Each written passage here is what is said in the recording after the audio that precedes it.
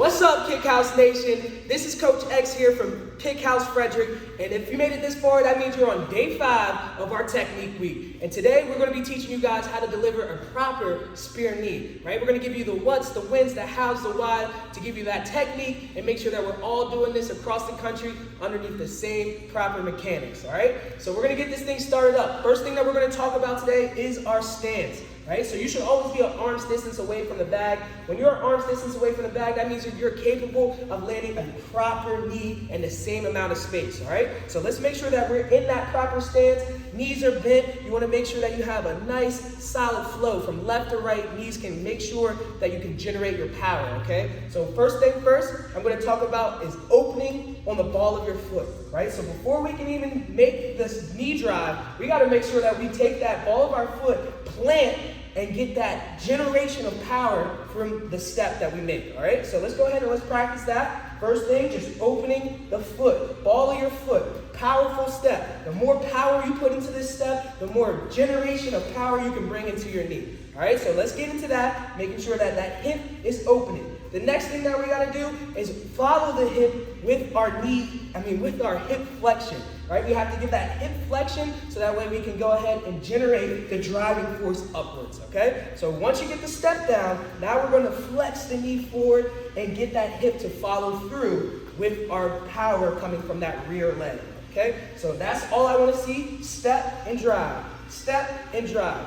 Once we get here, we can talk about the next thing that's coming up, which is knee placement. All right, so now that we got that step, that driving step down, the next thing that we're going to talk about is where to place the knee at. All right, so instead of thinking about this knee, which is your actual kneecap, we do not want to aim for the bag with our kneecap. That is a big no-no. You're probably going to get an injury at some point in time if you continue to hit the bag with your kneecap. Instead, we're aiming below the kneecap, which is your tibia tuberosity. That is your bony portion right there below the kneecap, and that is going to allow you to drive the force and power with no injury. Right? And then waiting for you to ensure that you are aiming with that portion of your tibial tuberosity is by getting your heel into your butt, right? When you get your heel into your butt, you allow yourself to drive forward and you're aiming directly in line with the bag's abs, right? We're not aiming for a low blow. We're not aiming up to the chest. We're aiming for the abs of the bag, right? So this is somebody that wants to beat you up too. And we're trying to make sure that we step, get that heel up, and then you're leaning the hips in to make sure that you drive through. So remember, we take the step, right? Once we get the step there, we let the hips follow, and then your heel is going to be up into your butt to make sure that you're getting that direct drive into the ab portion of the bag, all right? So aim, allowing the knee to aim directly into the abs, right? That's the next key to making sure that you guys get this down across the country. So let's make sure that we step, get that knee to drive, heel in towards your butt, and allow yourself to aim with the tibia tuberosity. So now that we got the proper placement of where we want to get our knee into the bag at, the next thing I want to talk to you guys about is what not to do. So you do not want to get your chest too far back because that is going to put you off guard, off balance, and if you were in a fight, somebody can counter you if you lean your chest too far back.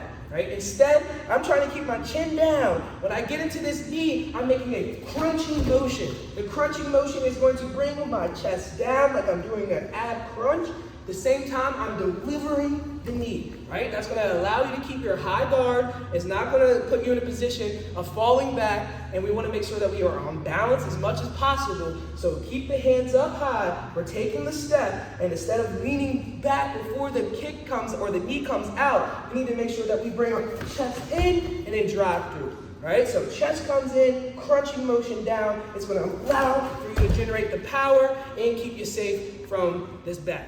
All right, so I basically gave you all the technique cues that I could possibly think of when it comes to these spear knees. The only other thing that I briefly touched on is where to keep your hands at. So this is going to come down to every person's kind of preference, but there's 2 ways you can do this, right? So first thing is keeping your high guard, and that's what I prefer because if I am in this knee, that means usually I'm in a clinch, I'm in tight, this is a close range movement. I want to make sure that if I'm in this tight to the bag, I want to keep my chin protected at all times. So you can either keep the hands up high or you can swipe your arm down. It really just depends on what's comfortable for you, but I think that using the high guard is the best practice to make sure that we all are keeping our hands up, and it will allow you to go from a knee into punches without ever getting yourself out of the fight. All right, so you want to keep those hands up, high guard, step, drive the knee, deliver.